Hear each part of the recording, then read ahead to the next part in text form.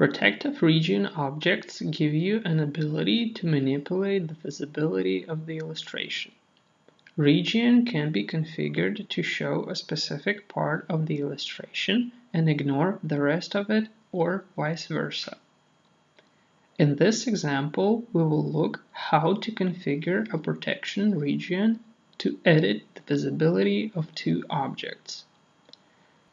The shield option will give you the ability to hide figures that are within the region and are located beneath the protected region object in the Metafile Explorer window on the right.